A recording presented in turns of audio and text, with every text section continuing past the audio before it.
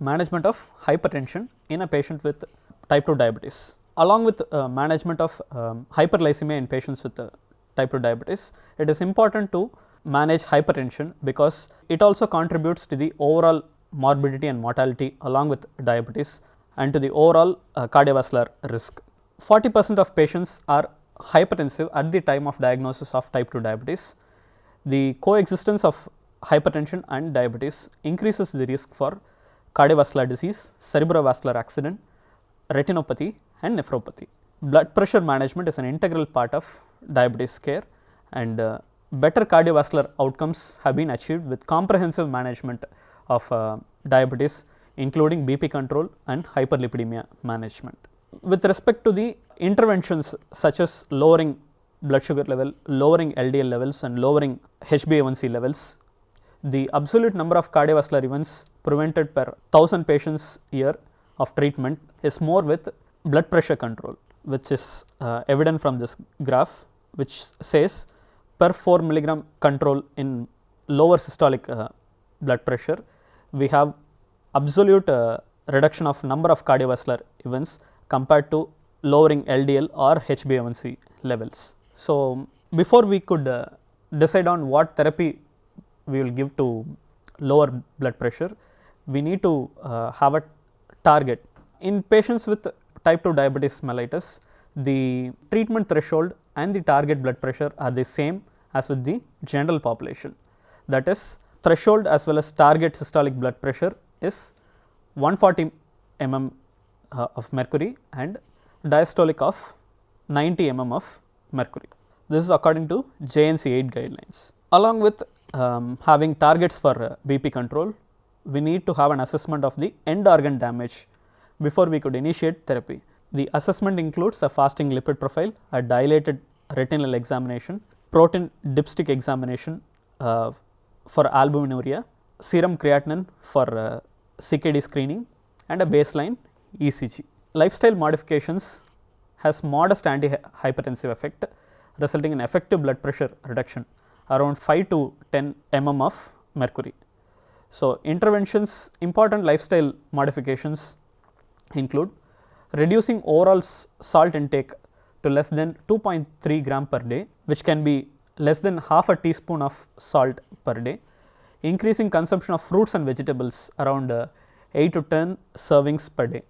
One serving is equivalent to one banana, a single apple, one guava or a handful of grape, a carrot or a bowl of peas or half a cucumber. Increasing consumption of low fat dairy products around 2 to 3 servings per day. One serving is equivalent to half a bowl of curd. Apart from nutrition, other lifestyle modifications include increasing level of activity, that is engaging in regular aerobic physical activities, that is brisk walking around 30 minutes per day, losing excessive weight, avoidance of alcohol consumption and smoking.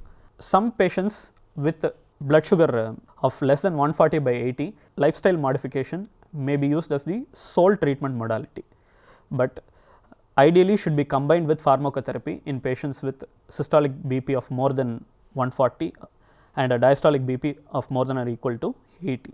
We have a clinical scenario. A 40-year-old obese female with diabetes on metformin came for routine follow-up. Her BP was found to be 140 by 90 on one occasion and 130 by 80 on a different occasion. Patient was otherwise asymptomatic. How to proceed? This patient is in early stage of hypertension but may not require antihypertensives at present. So, she has to be on a lifestyle modification with a low salt diet, and BP has to be monitored closely to decide on antihypertensives. Here we have the stages of hypertension. Our patient will fall into the pre-hypertension category. She may progress on to stage 1 of hypertension, the progression of which can be halted by lifestyle modifications and low salt diet. With regard to confirmation of hypertension, should be done by measurement of documented high BP on 2 separate occasions. There are few American Heart Association guidelines on recording BP. Patient should be seated comfortably with back supported and legs uncrossed and upper arm free. Diastolic pressure is higher in the seated position, whereas systolic pressure is higher in the supine position. An unsupported back may increase diastolic pressure, and crossing the legs may increase the systolic pressure. Patient's arm should be at the heart level. If the arm is set at a level below the right atrium, the readings will be too high, and if the arm is above heart level, the readings will be too low. If the arm is unsupported and held up by the patient, pressures will be higher. Cuff bladder should encircle 80% or more of the patient's arm circumference, and the ideal width is 40% of it. So, undersized cuff overestimates BP and oversized cuff underestimates BP. Mercury column should be deflated at the rate of 2 to 3 mm per second. Deflation rates greater than 2 mm per second can cause the systolic pressure to appear lower and the diastolic pressure to appear higher. The first and the last audible sounds should be recorded as systolic and diastolic pressure respectively. Measurements should be given to the nearest 2 mg mercury. Neither the patient nor the person taking the measurement should talk during the procedure. Talking during the procedure may cause deviation in the measurement. With regard to the usage of digital BP apparatus, it is advisable to avoid motion artifacts as it can interfere with the BP recordings.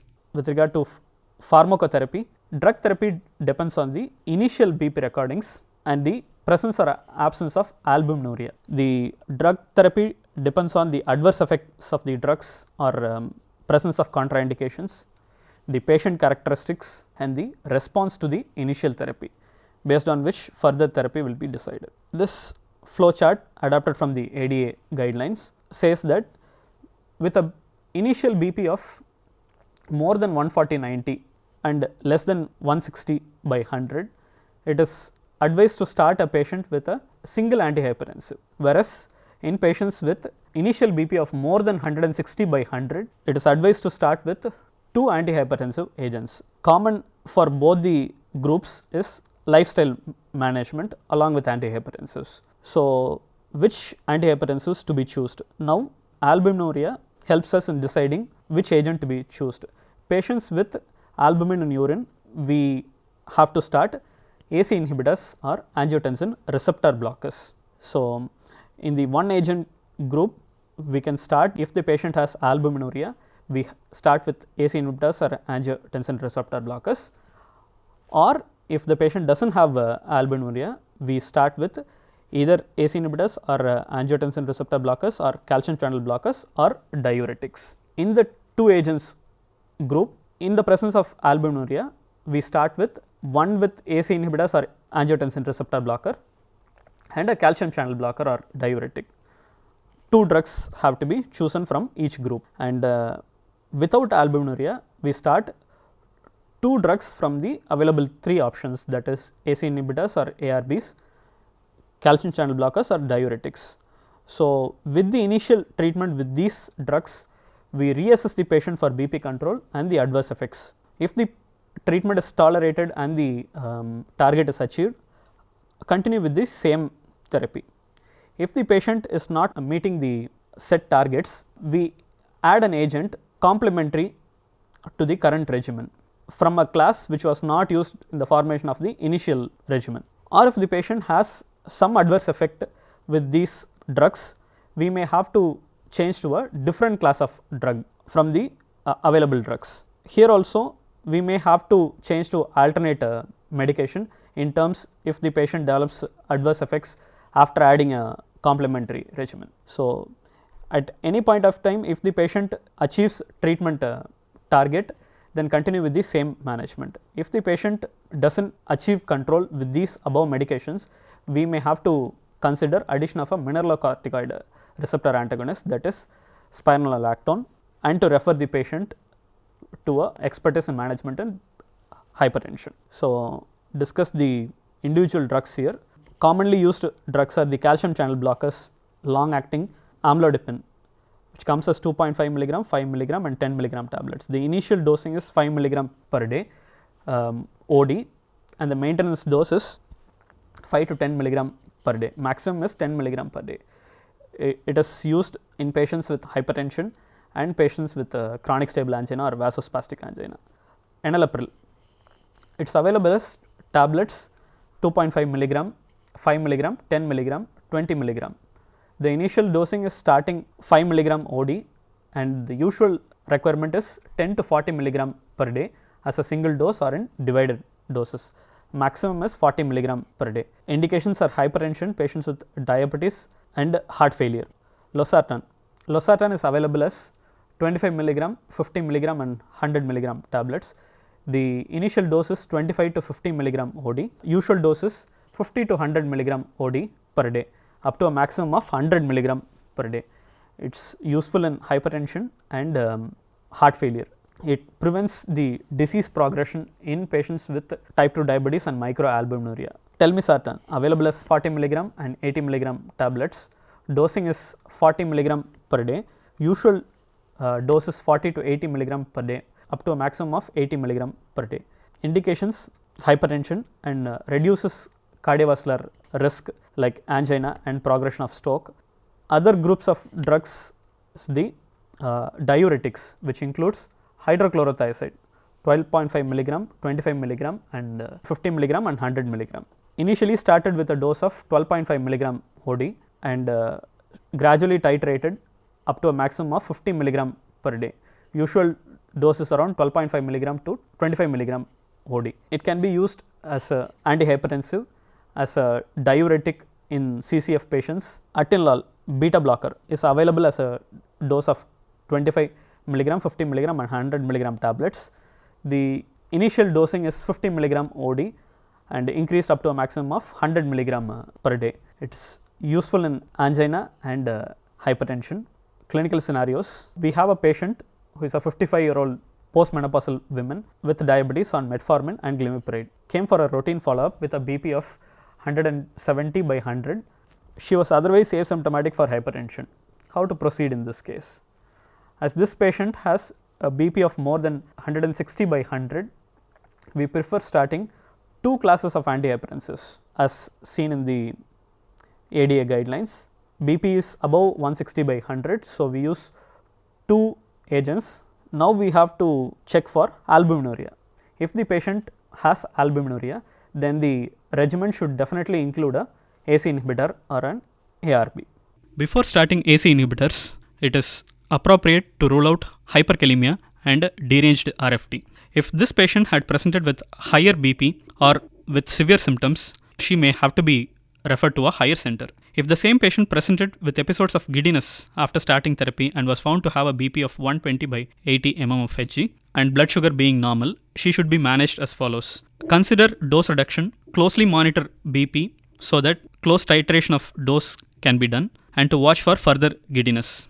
Case 2, we have a 60-year-old male diabetic on metformin having a stable glycemic control. He is found to have a BP recording of 150 by 90 on routine OPD visit.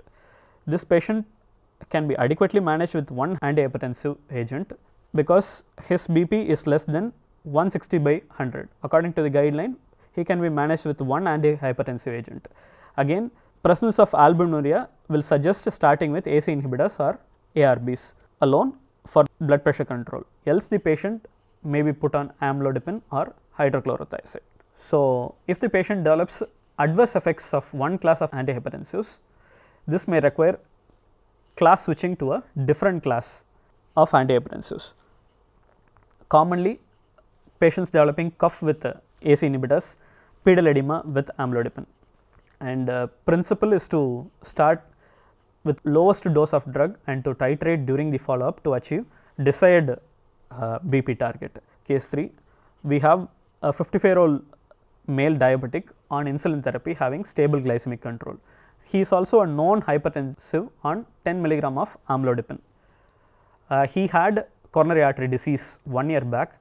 His blood pressure was found to be 150 by 90 mm of Hg. How to proceed with this case? Before we could decide on changing the antihypertensives, we first ensure compliance of the patient.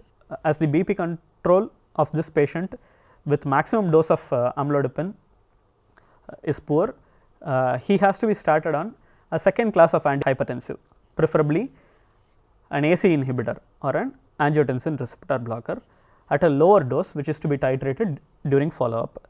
So, target in this setting would be 130 by 80 mm of Hg would be appropriate.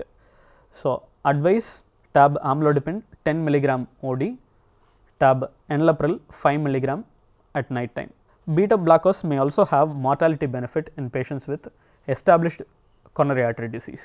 Apart from managing essential hypertension with the diabetes, it is important to recognize patients with secondary hypertension. So, when to suspect secondary hypertension? Absence of family history of hypertension, severe hypertension, BP of 180 by 110 with onset less than 20 years of age, hypertension which is difficult to treat and with evidence of end organ damage, initial presentation with headache, chest pain, palpitation or sweating, persons with short and thick neck suggesting obstructive sleep apnea, polyuria, nocturia and hematuria may suggest renovascular hypertension. Thank you.